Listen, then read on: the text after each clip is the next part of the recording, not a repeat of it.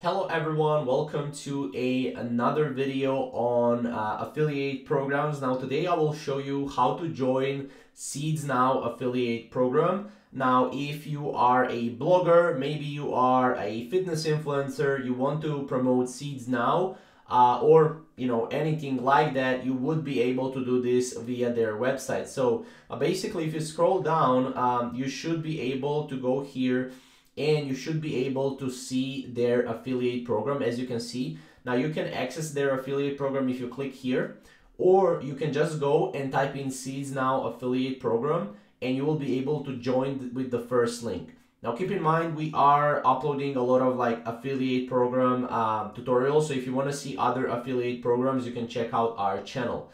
Now as you can see, this is how it's going to look like right here. Now if you already have an affiliate account, you just view dashboard, but basically right here, as you can see, it says complete the program registration application form to activate your unique affiliate link.